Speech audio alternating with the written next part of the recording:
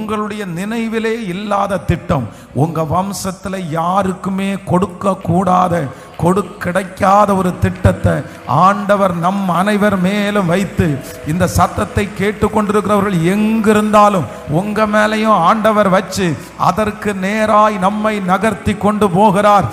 பயப்பட வேண்டாம், பயப்பட வேண்டாம். கர்த்தர் நமக்காய் செய்து முடிப்பார். ஆனா இந்த வெற்றியுள்ள தலைவனாய் தலைவியாய் மாற்ற போகிற நமக்கு நிறைய குவாலிட்டியா ஆண்டவர் பேசிட்டே வர்றாரு. அதுல மிக முக்கியமான குவாலிட்டி என்னன்னா, நம்ம பயப்படக்கூடாது அப்படின்னு ஆண்டவர் விரும்புறாரு. எவ்வீருவை குறித்து வேதம் சொல்லுது, தன்னுடைய மகள் மரண அவஸ்தையிலே இருக்கிறாள். அப்படின்னா அந்த பிள்ளை இன்னும் கொஞ்ச நேரத்தில் செத்துரும் அப்படின்ற ஒரு சூழ்நிலை. உடனே அந்த எவ்வீரு ஏசப்பாவை தேடி வர்றாரு. சரி, ஏசப்பாட்ட போனா விடுதலை கிடைக்கும்னு சொல்லி ஏசப்பாட்ட சொல்றாரு, என் வீடு வரைக்கும் வர முடியுமா? உடனே ஏசப்பா சொல்ற, நான் வர்றேன் அப்படின்னு அவர் டிராவல் பண்றாரு. ஆனா வருகிற வழியில எவ்வீருனுடைய வீட்டிலிருந்து ஒரு டீம் சொல்றாங்க, உங்க மகள் இறந்து போயிட்டா, இனி ஏசப்பாவை நீங்க வருத்தப்படுத்த வேண்டாம். அவர் அங்க இருந்து என்ன பண்ண போறாரு, செத்த பிள்ளைக்கு என்ன பண்ண முடியும் அப்படின்னு சொன்ன உடனே அந்த மனுஷனுக்குள்ள ஒரு பயம் வருது பாருங்க. அதுவரையிலும் இருந்த தைரியம் அவனை விட்டு எடுக்கப்படுகிறது.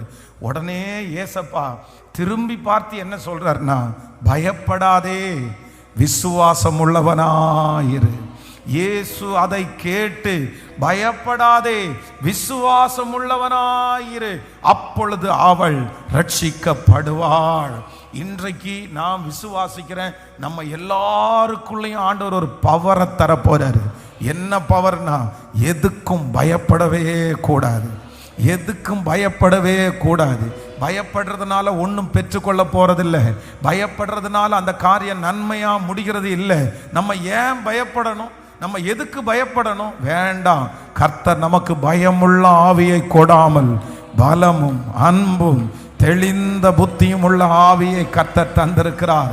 உங்களுக்கு எதிராக இருக்கிற அந்த கடனுக்காக நீங்கள் பயப்பட வேண்டாம், அந்த வியாதிக்காக நீங்கள் பயப்பட வேண்டாம், அந்த மனுஷனுக்காக நீங்கள் பயப்பட வேண்டாம். கர்த்தர் வாக்கு கொடுக்கிறார், இல்ல, நீ பயப்பட அவசியம் இல்லை.